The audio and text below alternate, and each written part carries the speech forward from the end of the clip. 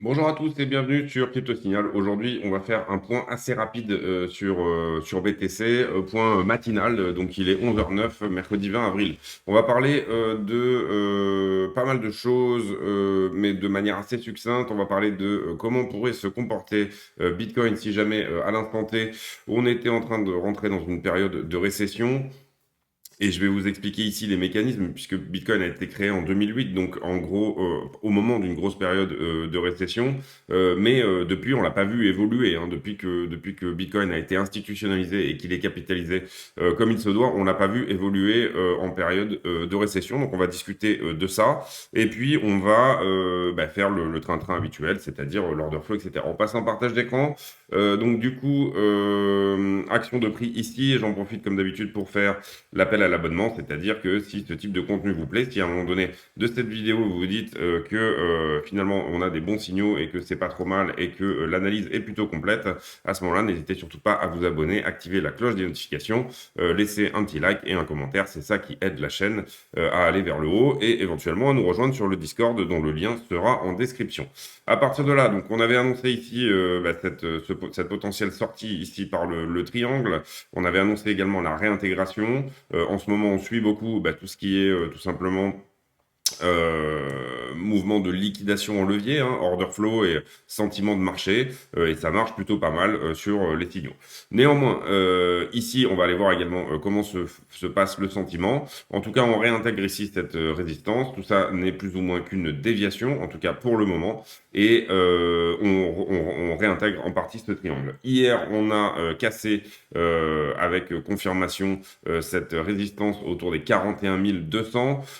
Il faudra bien faire attention ici pour ce soir, par exemple, de clôturer autour des 41 900. Ça serait vraiment un bon signal, puisque ici, on a comme une sorte de bande de résistance hein, qui agit à chaque fois. Entre, on va dire, les 41 200 et les 42. Vous voyez qu'assez souvent, on bloque sur ces niveaux ou alors on latéralise à ces niveaux-là.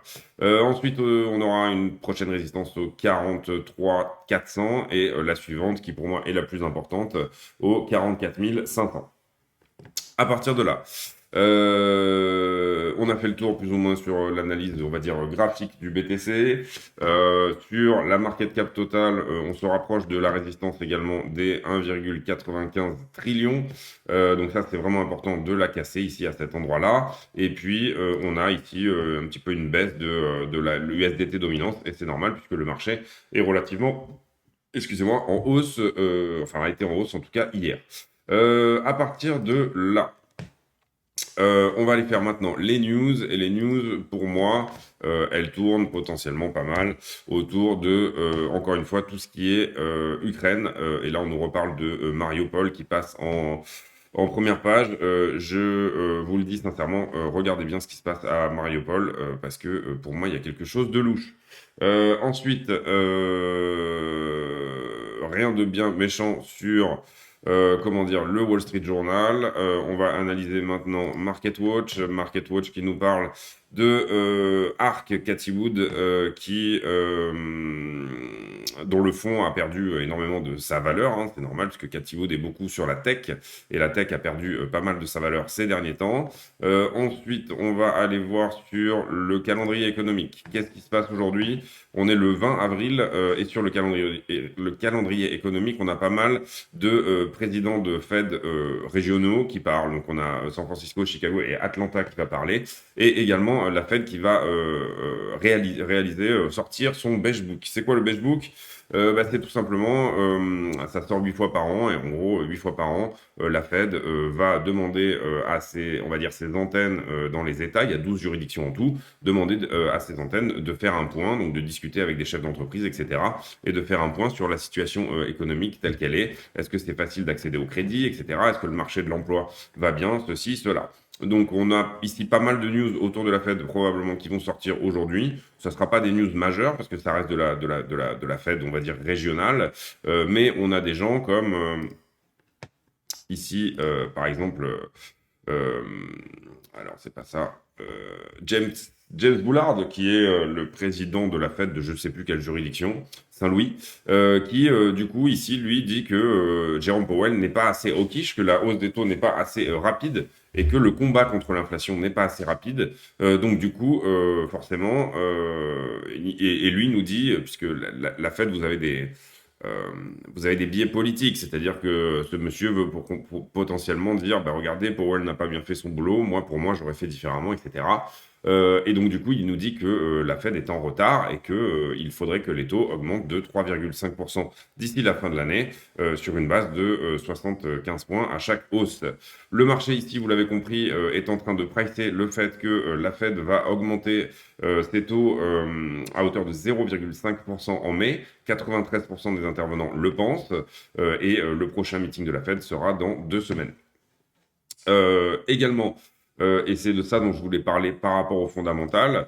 Qu'est-ce qui pourrait se passer si jamais on avait une hyperinflation qui continue et malgré une hausse des taux, un contexte un petit peu de récession. C'est-à-dire que vraiment, il faudra augmenter les taux très fortement et contracter énormément l'accès au crédit pour les entreprises, les particuliers, pour tout le monde. Donc, c'est-à-dire faire un petit peu cracher les marchés puisque on n'aura plus la possibilité d'avoir un accès à l'argent facile, on va dire.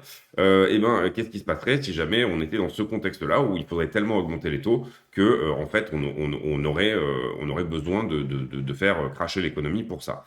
Et on a quelques analystes qui commencent à dire, bah, là, pour moi, il y aurait une sorte de décorrélation du Bitcoin, enfin des crypto-monnaies, avec les narrations de la Fed. Les gens se diraient, ça ne marche pas, et Bitcoin deviendrait, bien entendu, un actif de diversification, ce qu'il est déjà, mais un actif de diversification de manière à stocker de la valeur tout simplement sur un asset qui lui performe mieux que l'inflation. Donc ça, c'est relativement intéressant à voir. On commence à avoir des gens qui font des scénarios sur comment pourrait se comporter Bitcoin en contexte de récession. Et en contexte de récession, on n'a jamais vu réellement Bitcoin évoluer. Comprenez bien ici que la dernière grosse récession, c'était 2008 avec gros crash sur les marchés et que depuis, en fait, Bitcoin a été créé en 2009 suite à justement cette récession. C'était la crise des subprimes. Et c'était donc en 2008. Si vous regardez le SP500 en 2008, donc là on va passer peut-être en weekly, comme ça on aura plus d'infos. Tac. 2008, 2008, 2008. Voilà, en fait vous étiez sur ce crash-là. Ici, d'accord 2007 à tout 2008, ok. Et le SP500 qui dégringole. Tout le marché de la tech avait énormément dégringolé aussi à ce moment-là. C'était la crise des subprimes aux États-Unis qui avait mis quand même les États-Unis dans une situation très mauvaise. Ensuite, on a eu ce gros rallye, vous voyez, qui s'est accéléré au moment où la Fed a laissé imprimer énormément de dollars. Et là, pour l'instant, on vient juste à peine jouer avec les 0,236 sur le SP500. Si jamais on tire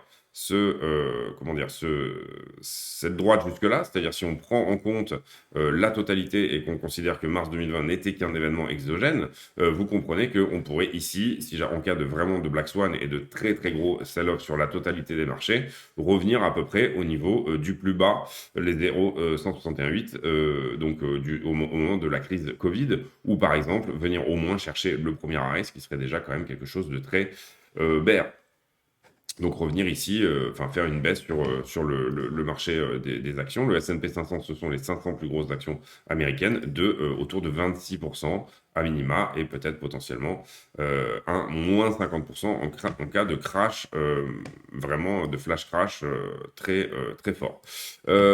Ici, pour moi, le 38,2 est là. Pour moi, c'est le signe que ce mouvement-là, en tout cas celui-ci là, qui est très vertical, pourrait continuer derrière. Le risque de récession ici est pricé par Goldman Sachs autour de 35% dans les 2 prochaines années, c'est-à-dire il y a une chance sur 3 que nous ayons une grosse récession dans les 2 prochaines années selon Goldman Sachs.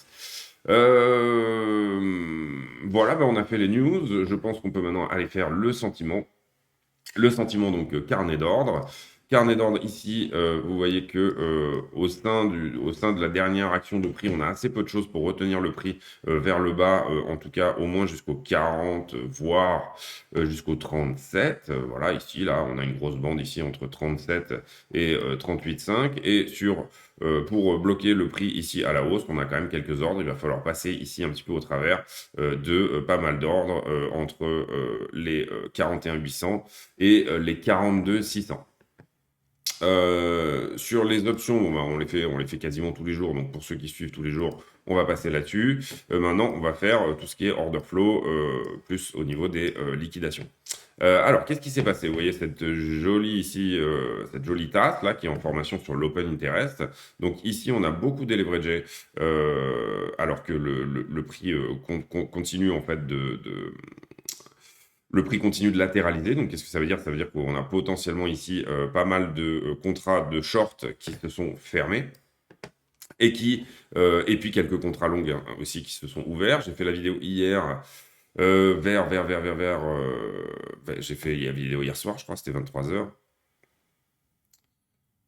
Donc voilà, on devait être par là. Ici, on avait eu un mouvement de longue qui s'est fait et qui a été pris ici. Et ici, on avait eu un autre mouvement qui a été pris là. Le prix a pas mal latéralisé jusque-là. Pour l'instant, dans les contrats qui s'ouvrent, là, vous voyez que le funding est en train de descendre. Donc ça veut dire que on a des contrats qui s'ouvrent, le funding descend. Donc ce sont des shorters qui rentrent dans la place principalement. Donc on aura des niveaux de short à prendre ici au-dessus. On est en train de créer les conditions d'une poche de liquidité au-dessus de nous. Là, le funding se calme un petit peu. Augmentation du nombre de contrats aussi. Donc on a aussi eu ici un léger niveau de longue à prendre.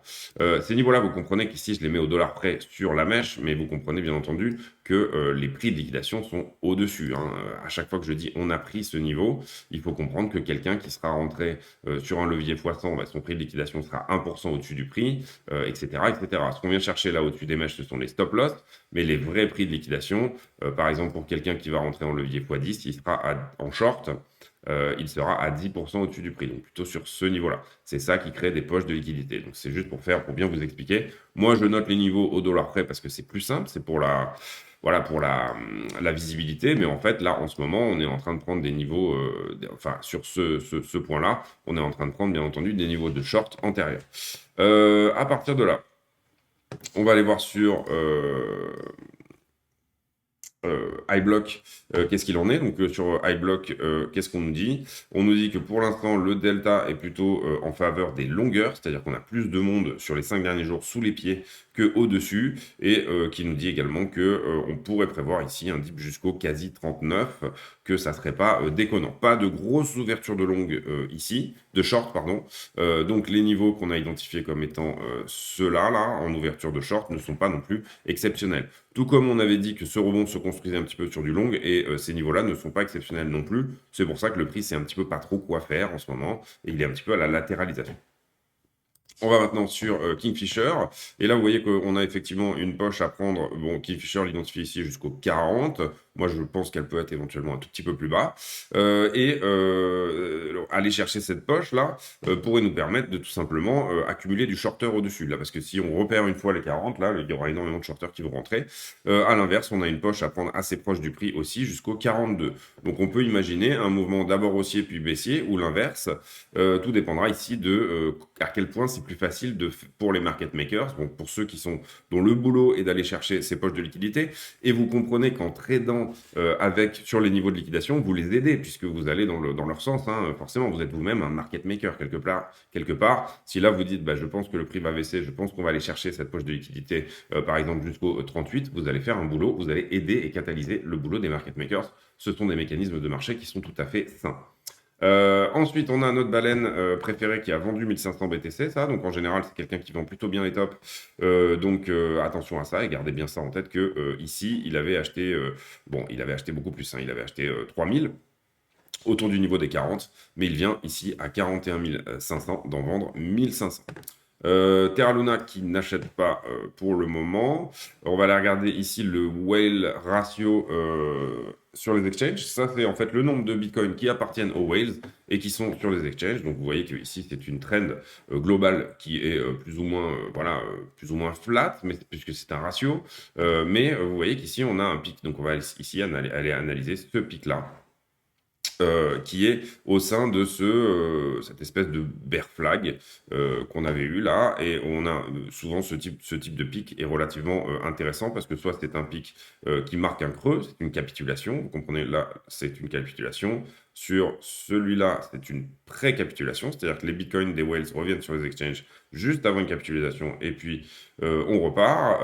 Et quand je dis pré-capitulation, vous comprenez qu'ici, ça veut dire qu'on a quand même eu une vente assez conséquente et c'était tout à fait logique en bear market de 2019. Donc là, ici, on va analyser euh, cette bougie-là, ce retour assez important de la part des whales sur les exchanges. C'est ça qu'on va analyser ici.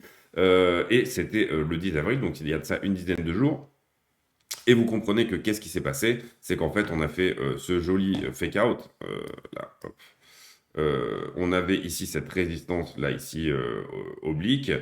Ici, on a fait ce fake-out. Et là, en fait, on a réintégré le 10 avril la tendance. Si je vous le dis, si je vous le montre plutôt sur le prix du BTC, en fait, hop, hop, et on va se mettre en daily plutôt, hop, là. En fait, ça correspond globalement à cette bougie-là, 10 avril. Là, donc le 10 avril, ils sont revenus sur les exchanges et il y a eu le 10 avril, ils sont revenus sur les exchanges et le 11 avril, il y a eu un sell-off. Et ça correspond à quoi? Ça correspond tout simplement au fait que on perd ce niveau ici des 42 et on descend en dessous pour revenir éventuellement tester ici cette résistance oblique. Ensuite, le prix latéralise et ensuite on passe en dessous puis on réintègre. Donc ce qu'on va surveiller là, c'est qu'il n'y ait pas d'autres bougies comme ça, parce que ça, c'est des bougies, quand les whales commencent à capituler un petit peu, bah, forcément, l'action sur le prix, étant donné qu'ils ont beaucoup de BTC, elle est assez forte, mais je voulais quand même vous faire part de cette information on-chain qui est bearish, alors que le on-chain est très bon en ce moment. Je vous ai expliqué qu'il y avait énormément de holders dans la place. On est à 63,7% de holders, donc on est plutôt sur une dynamique qui, normalement, sur une dynamique de bas de marché, en tout cas de fin de bear market, puisqu'on pourrait considérer que toute cette correction-là est un bear market, c'est-à-dire que vous voyez ici que les volumes sont en berne. Par rapport à ici, on avait vraiment, là pour le coup, c'était vraiment un bull run. Je ne qualifie pas ce deuxième retest ici de ce niveau-là de bull run. Pour moi, c'est une succession de deux short squeeze, l'un après l'autre, c'est-à-dire que ce sont des mouvements qui sont drivés par les liquidités et pas par un achat relativement sain au spot. Même s'il y a eu accumulation sur cette zone, il n'y a pas eu accumulation institutionnelle, il n'y a pas eu accumulation, comment dire, il n'y a pas eu accumulation des retails, il n'y a pas eu de FOMO, on n'est pas allé plus haut, etc. C'est ce qui explique ici cette correction parallèle. Donc pour moi, et ça je le dis assez souvent, on est dans un bear market qui nous donne une ABC ici pour l'instant, qui est en running flat, c'est-à-dire qu'on ne perd jamais ici ce niveau. Qui est en running flat. Cette running flat pourrait se transformer en flat étendue. Imaginons qu'on fasse ici une session. Bon, théoriquement, elle devrait plutôt se faire en 5 vagues, mais voilà, on pourrait imaginer que là, on a eu 1, 2, 3, 4 et 5. La 3 n'est jamais la plus petite des vagues, donc bah, ça veut dire que la 5 serait très courte, potentiellement, avec un retest ici de cette zone-là. Je dis ça, je pose des scénarios. Je dis juste aussi que pour le moment, à chaque fois qu'on rebondit, j'ai l'impression que le sentiment n'est pas, le sentiment reste optimiste. On a quand même du long qui se crée sur tous les rebonds. Donc du coup, il va falloir à un moment donné faire un petit peu capituler réellement tout le monde, c'est-à-dire créer un mouvement avec lequel personne n'est d'accord. Comment on fait ça? Ben, soit on fait ce qu'on est en train de faire là, c'est-à-dire une succession de sell-off pour fatiguer un petit peu, et c'est ce qui se passe là, ici, à cet endroit-là. Ici, là, on fatigue les longueurs en levier, on les fatigue. À chaque fois, on fait des déviations en dessous pour vraiment leur faire croire que c'est la fin. Mais les rebonds sont quand même à chaque fois longués en levier, et ça crée, ça empêche le prix de monter, en fait, puisque vous avez trop de gens ici qui se sont accrochés avec des leviers x10, x20, et on ne peut pas faire gagner ces gens-là pour une hausse saine. Ce qu'on veut, nous, ce sont des shorters, c'est-à-dire des gens qui shortent tous ces niveaux, de manière à ce que leur liquidité soit plutôt au-dessus. Donc, on veut un très mauvais sentiment sur le marché. Et c'est là que vous avez les conditions d'un rallye haussier, à la fois drivé par les liquidités et à la fois drivé par le spot. Le fait que les gens qui n'avaient pas acheté ici, qui n'étaient pas d'accord ici à l'achat sur ce plus bas, par exemple, se disent « Ah bah merde, j'ai raté le train » et ils sont obligés de racheter plus haut. C'est ça la dynamique d'un rallye. Enfin, d'un rallye comme on aurait besoin, comme celui dont on aurait besoin à l'heure actuelle. Donc voilà, je voulais vous faire part de ces points-là sur donc le Bitcoin en potentielle récession. Est-ce que vraiment on va avoir besoin ici d'un Black Swan ou d'un sell-off majeur pour faire repartir Bitcoin ou alors est-ce que ce niveau des 40 000 qui est fortement accumulé et fortement payé est un niveau de fair value. Et est-ce que de fair value, donc ça veut dire un prix juste pour le Bitcoin, et est-ce que ça veut dire que potentiellement ici, à partir du moment où on aura aspiré toute l'offre dans cette zone, on va se déplacer dans une zone supérieure de manière à aspirer toute l'offre dans cette zone également. Pour l'instant, le contexte macro est quand même relativement compliqué, mais ça ne veut pas dire que, comment dire, ça ne veut pas dire que dans un contexte récessionnel, Bitcoin ne serait pas un fantastique actif de diversification. Oui, j'ai réussi à le dire. Bitcoin ne serait pas un fantastique asset pour se diversifier, c'est-à-dire de faire quelque chose qui ne fera pas comme le marché des actions. Pour l'instant, c'est le cas. Pour l'instant, Bitcoin est victime à chaque fois qu'il y a une rotation des capitales. Bitcoin est toujours considéré comme une action risquée, un portefeuille d'actions tech dynamique très risqué, et pas comme une réserve de valeur. En tout cas, vous avez deux sortes d'investisseurs sur Bitcoin.